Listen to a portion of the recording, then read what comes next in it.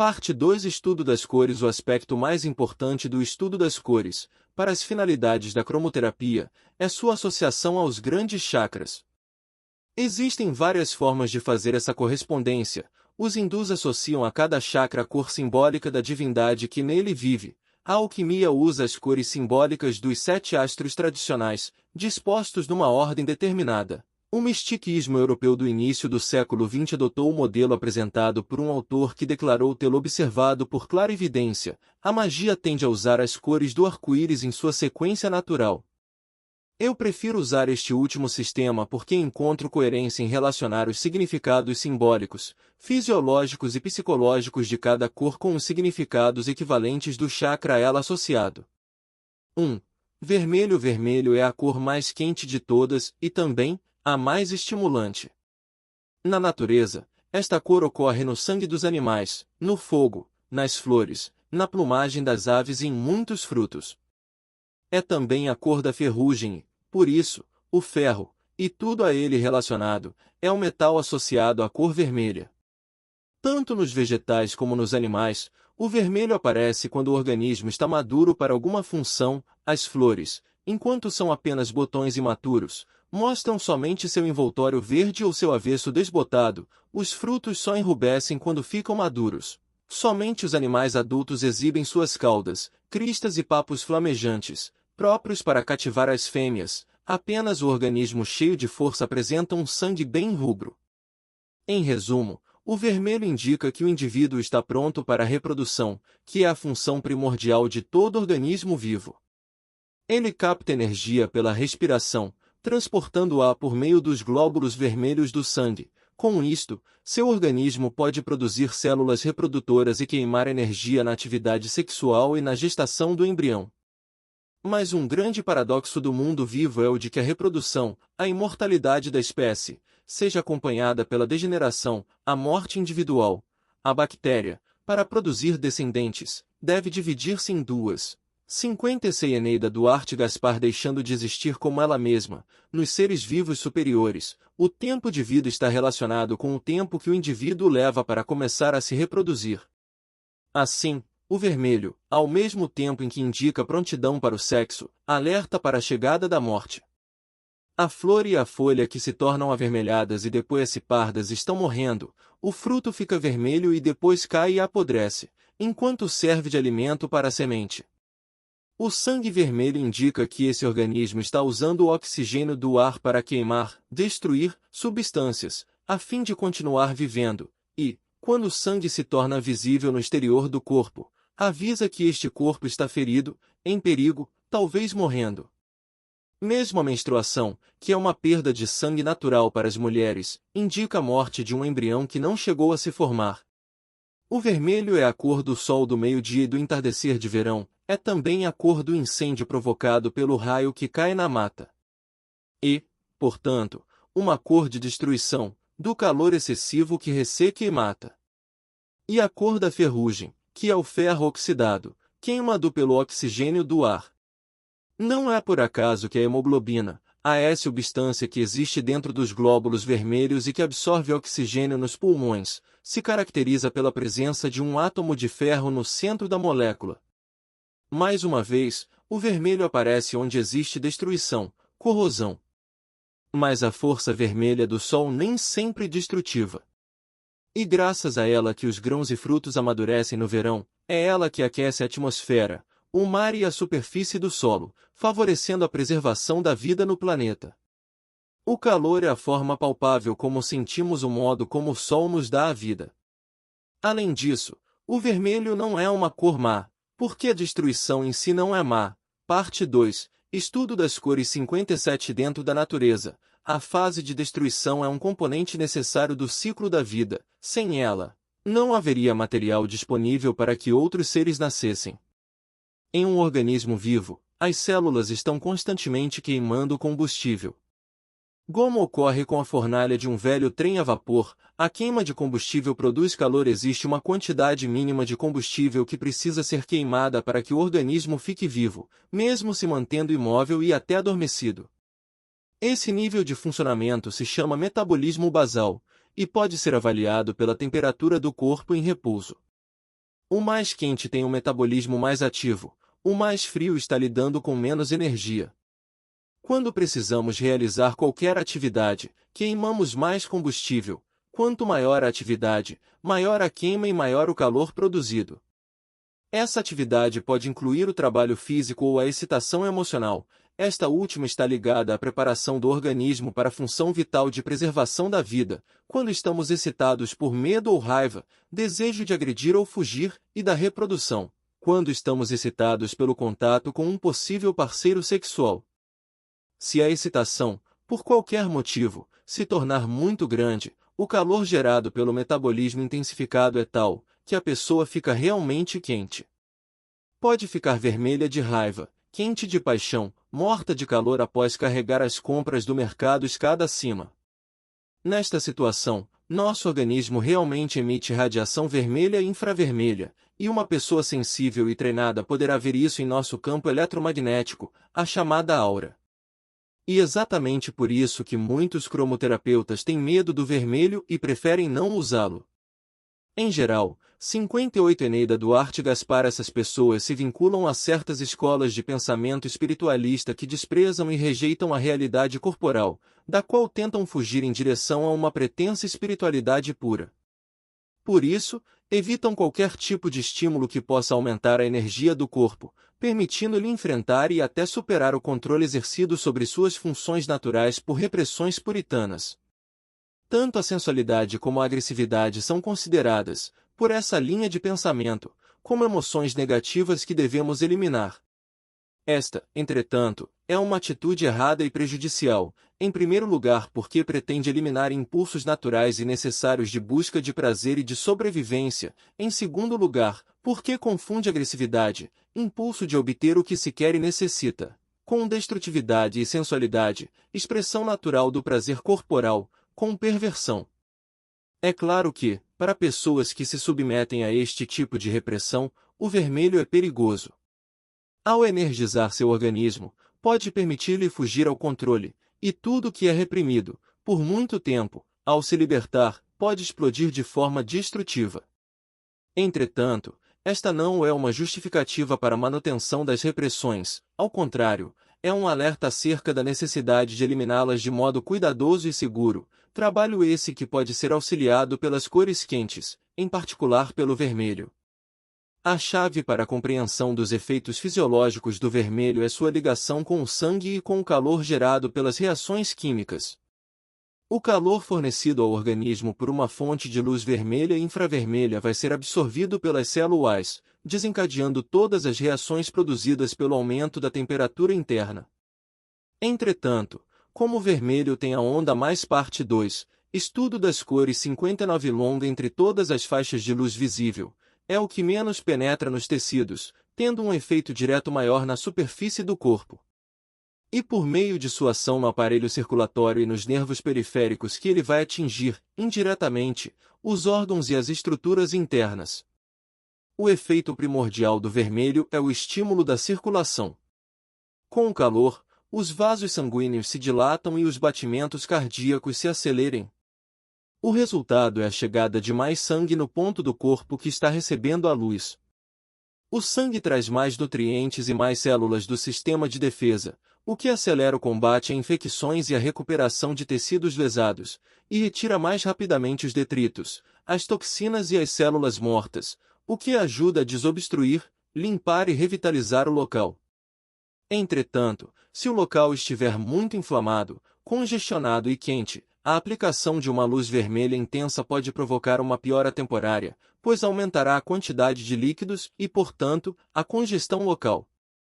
O vermelho também pode provocar desconforto quando há dor, pois ele estimula as terminações nervosas e aumenta sua sensibilidade, o que pode intensificar a sensação dolorosa.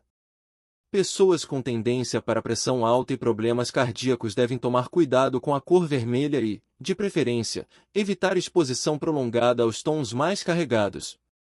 O vermelho provoca hipertensão por dois mecanismos: pela via fisiológica, ao acelerar a circulação e provocar vasodilatação local, desencadeia uma série de reações destinadas a fazer o organismo voltar ao estado de repouso, as quais resultam em vasoconstrição geral e consequente aumento da pressão arterial. Pela via 60 Eneida Duarte Gaspar psicológica, o vermelho estimula e irrita, podendo agravar a tensão nervosa típica das pessoas com tendência à hipertensão e cardiopatia.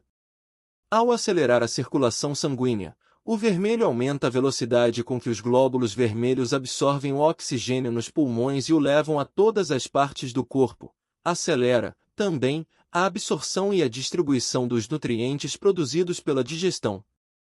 Isso aumenta o nível de vitalidade do organismo como um todo, sendo útil, particularmente, em casos de fraqueza, depressão e convalescença de doenças debilitantes.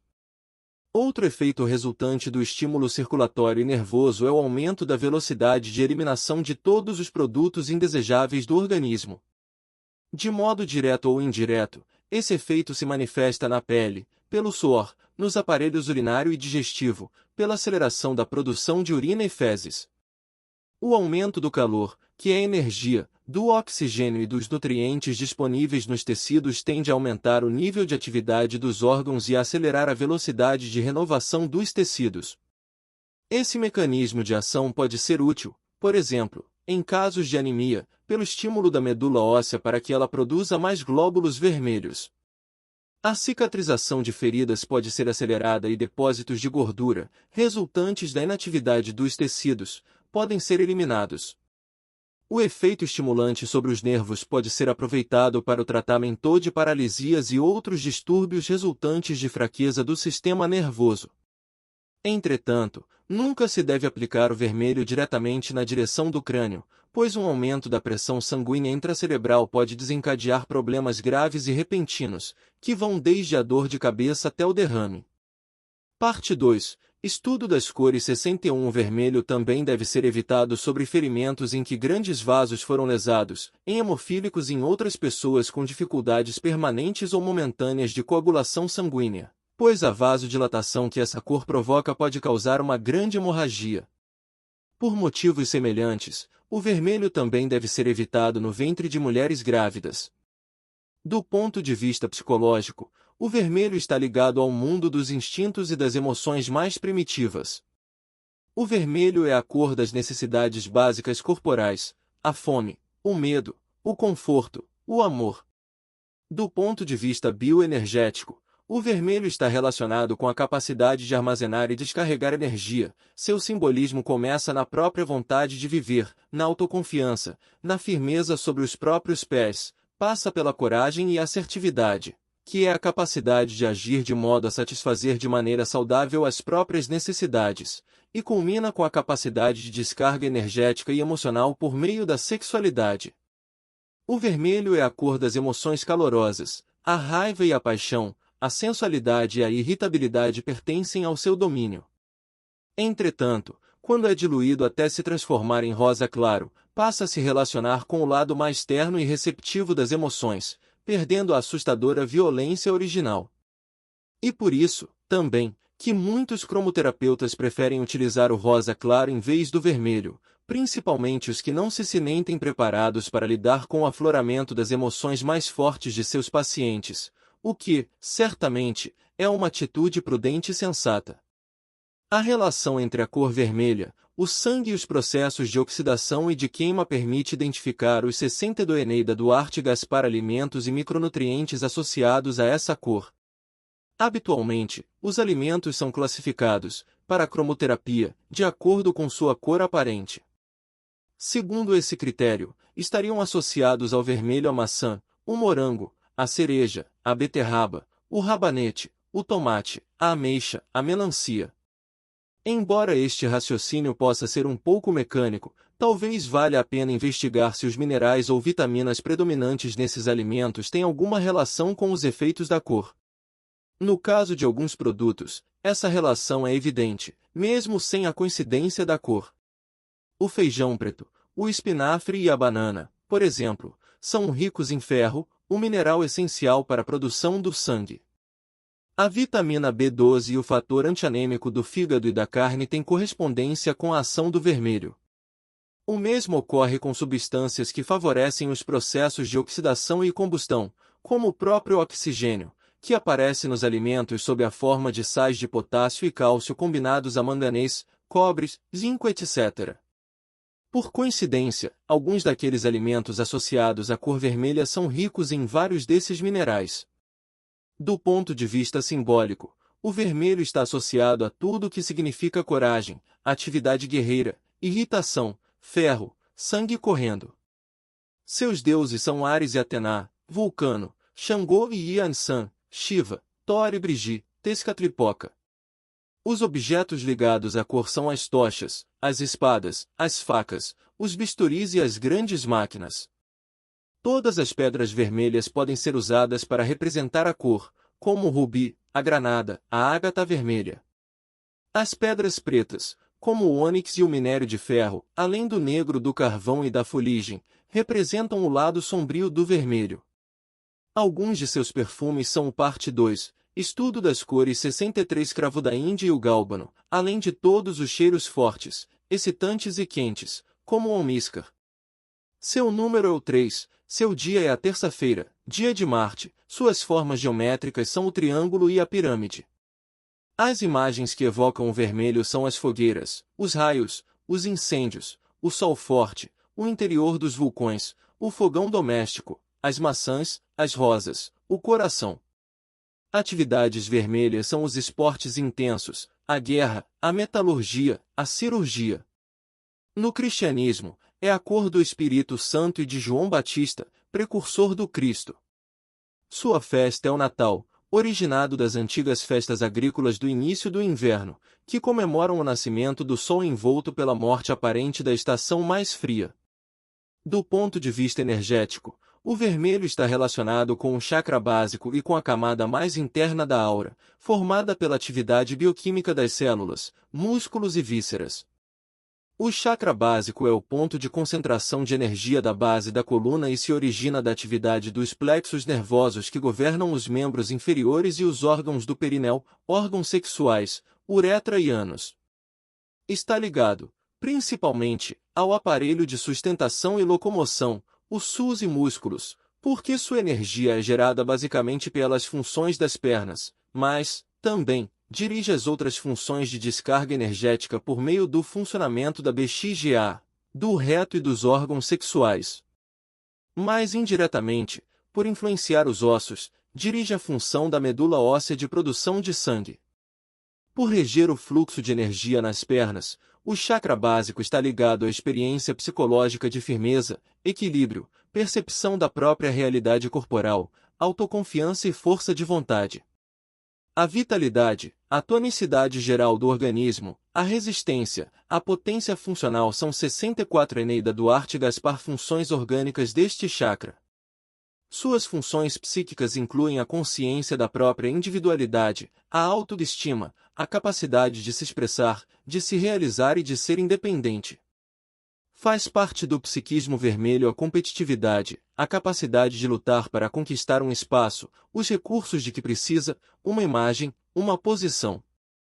Geralmente, quando uma pessoa tem uma alteração qualquer que pode ser descrita como um problema relacionado à cor vermelha, na verdade ela tem um distúrbio no funcionamento do chakra básico. A pessoa com excesso de vermelho, com excesso de energia bloqueada e excesso de atividade no chakra básico, tende a ter todos os sinais de excesso de tensão, excitação psíquica, hipertensão, irritabilidade, congestão, tendência a processos inflamatórios, hemorrágicos e febris, hiperatividade, metabolismo acelerado, queima rápida dos nutrientes, magreza, tendência a oprimir a si mesmo e a outros, intolerância, espírito competitivo excessivo, sexualidade hiperativa, mas sem capacidade de satisfação por não realizar descarga energética adequada. A pessoa com falta de vermelho, com pouca energia e pouca atividade no chakra básico, tende a ter as características inversas: fraqueza, anemia, tendência a acumular líquidos e gordura, deficiência circulatória, baixa resistência imunológica, tendência a processos degenerativos, apatia, insegurança, dificuldade em estabelecer a autoimagem, dependência, sentimento de culpa, dificuldade para se afirmar e se expressar, sexualidade imatura, falta de energia geral.